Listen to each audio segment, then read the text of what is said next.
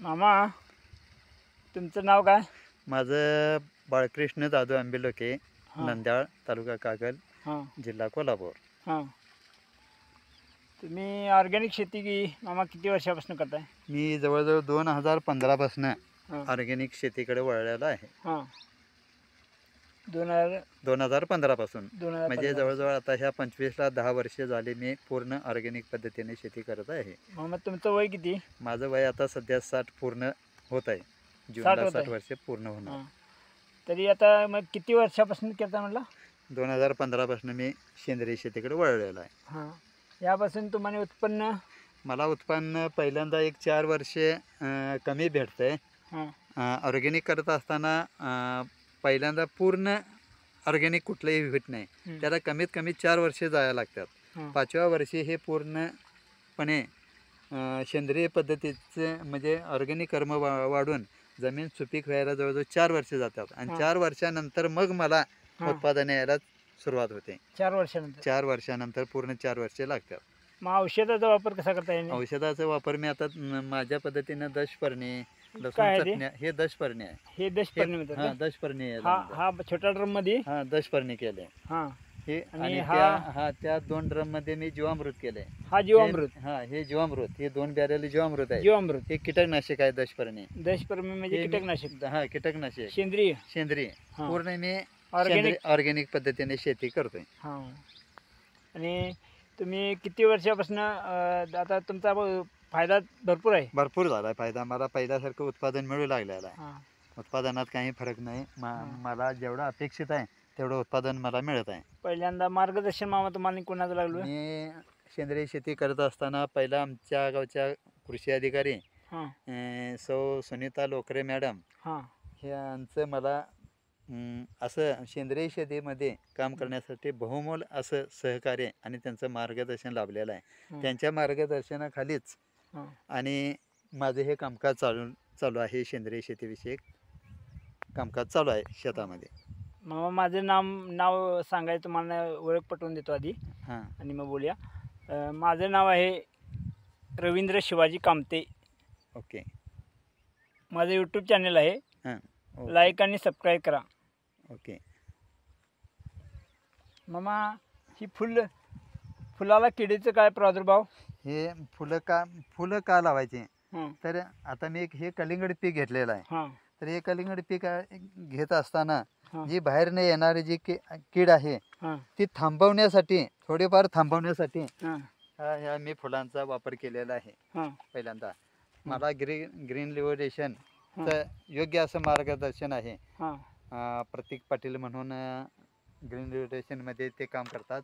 हां त्यांच्या मार्गदर्शनाखाली हां मी हे कीटक सापळे, हां पिवळे निळे हे कीटक सापळे त्यांच्या कंपनीचं वापरलं आहे. त्यांचंही योग्य प्रकारचं असं मला मार्गदर्शन लाभत आहे. हां.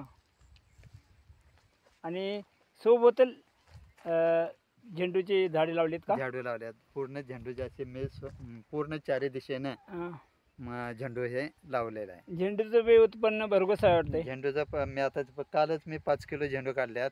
5 किलो झेंडू काढला? झेंडू काढल्यात. हां त्याचाही मला थोडाफार पैसा मिळतोय. हां आणि आता हे कलिंगड मी लावलेलं आहे. पूर्ण सेंद्रिय पद्धतीने मी कलिंगड केलेलं आहे. आता तुम्हाला बघताय. आता किती दिवसाची ही लागण आहे? ही आता 1 डिसेंबरची लागण आहे. 1 डिसेंबर. 1 डिसेंबर. हां आता जवळजवळ आज 53 हा दिवस आहे. हां. आणि आपलं हे मध्ये काय लावले मामा? सापळे काय? हे सापळे लावलेले आहेत. हां. कीटक सापळे आहेत. ग्रीन सापळे. रिव्होल्युशनचं पिवळं निळं. पिवळे निळे सापळे. हां. पांढरी माशी, पांढरी माशी, मावा, तुडतुडे. तुडतुडे हां ह्याचा अटॅक थांबवण्यासाठी हे मी वापर केलेला आहे. त्या बरोबर. डंक मारणारी माशी हां, डंक ते कमी करण्यासाठी तो ट्रॅप लावलेला आहे. बरोबर. मामा, आता हे कोणतं गहू म्हणतात? हे गहू केले काय? हा गहू केलेला आहे मी. हां हा गहू सुद्धा मी सेंद्रिय, पूर्ण माझी शेतीच ऑर्गॅनिक असल्यामुळे हां. गहू सुद्धा हा माझा सेंद्रियच आहे. सेंद्रिय गहू आहे. सेंद्रिय गहू आहे. तुम्ही बघू शकता कशा पद्धतीने पीक आलेलं आहे. हां तुम्ही दाखवू शकता लोकांना हां. पूर्णपणे. मामा, हे लाईट सारखं काय दिसतंय? कोणते? हा बघा, हा तेच डंक मारणारे माशी. डंक मारणारी माशी माशी, त्यामध्ये बसते का? त्याच्यामुळे जाऊन बसते. मध्ये. हां हां, म्हणजे त्याचा कलिंगडच्या पिकावर कीड जे आहे हां म्हणजे फळाला जे डंक मारलं जातं आणि फळ जे बाद होते हां त्याचं प्रमाण कमी होते. हां. आणि हा गहू तुमचा बघूया, गव्हाची शेती.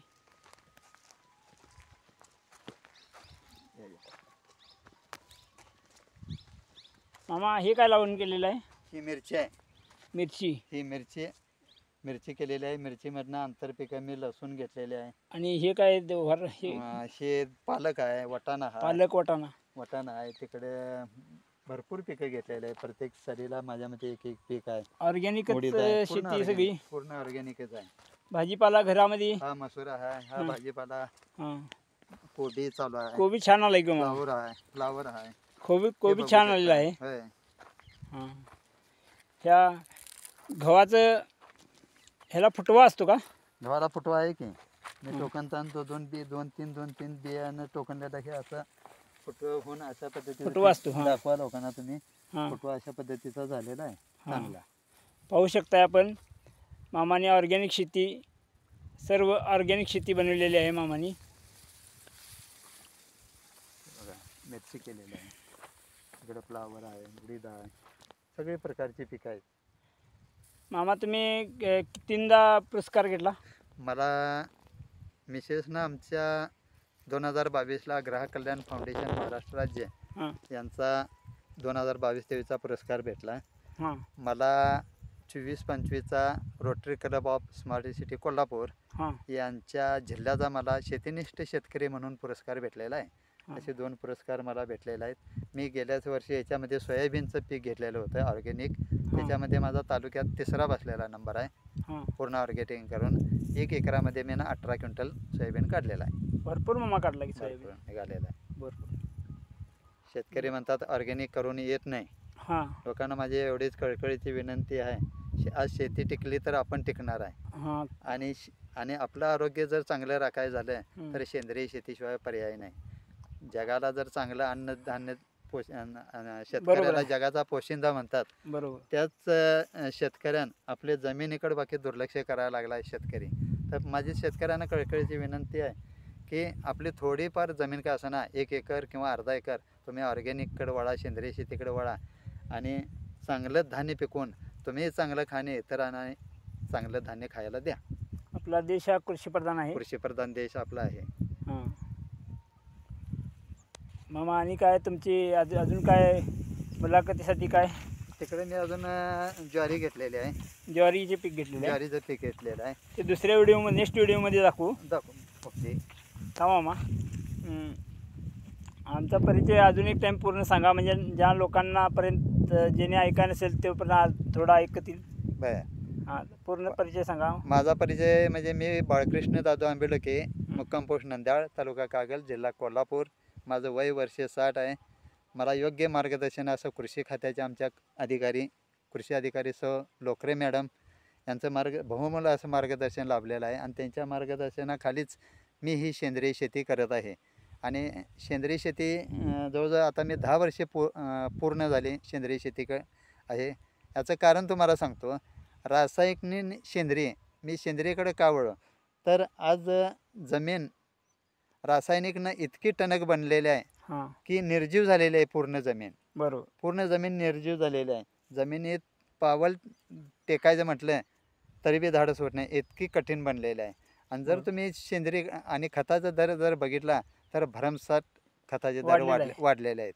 आणि ह्या शेतकऱ्याचा जर विचार केला, रासायनिक खतं, मोलमजुरीची माणसं, ही जर माणसं घेऊन जर शेती करायचं म्हटलं तर परवडत नाही. आणि हे जर टाळायचं असलं आणि आपली जमीन चांगली राखायची असली, पुढच्या पिढीला, भावी पिढीला जर जमीन चांगली ठेवायची असली तर सेंद्रिय शेतीशिवाय पर्याय नाही. म्हणून माझी शेतकऱ्यांना विनंती आहे की प्रत्येक शेतकऱ्यानं सेंद्रिय शेतीकडे वळावं आणि जमीन पुढच्या पिढीला टिकवून ठेवावी, एवढीच माझी विनंती आहे. बरोबर. मामा, माझं नाव आहे रवींद्र कामते. ओके. मला बिन असं शेतातली माहिती, शेतीची माहिती पुरेपूर आवडते. आवड ही आहे पहिल्यापासूनच. मी छोटा असल्यापासूनच मला शेतीची आवड आहे. खिलार गाय माझी पण आहे, त्यामुळे मी खिलार गाईचं संगोपन चांगल्या पद्धतीने करतो. माझं यूट्यूब चॅनल आहे रवींद्र कामते. तुम्ही सुद्धा जीवामृतचा वापर करून शेती हां. चांगल्या पद्धतीने करा. करतो प्रत्येक आम्ही. महिन्याला जर जीवामृत सोडलं तर आज जीवामृत सोडूनच हे मी पीक केलेलं आहे. मी महिन्याला जीवामृत सोडतोय. त्यासाठी तुमची मुलाखत घेण्यासाठी मी इथं आज आलेलो आहे. ओके. इथंपर्यंत माझ्या शेतापर्यंत तुम्ही आला. मला सेंद्रिय शेतीची माहिती विचारला. आणि मी सांगितलेली माहिती तुम्हाला पुरेपूर आवडेल आणि तुम्ही नक्कीच सर्व सेंद्रिय लोकांपर्यंत पोहोचवायचा मी प्रयत्न करीन. नक्कीच तुम्ही सेंद्रिय शेतीकडे वळवण्यासाठी, शेतकऱ्यांना वळवण्यासाठी भाग घ्याल अशी मी मनात अपेक्षा व्यक्त करतो. आणि तुम्ही इथंपर्यंत आला त्याबद्दल मी तुमचा, आमच्या आंबेले कुटुंबियाच्या वतीनं मी तुमचं आभार व्यक्त करतो आणि इथं थांबतो.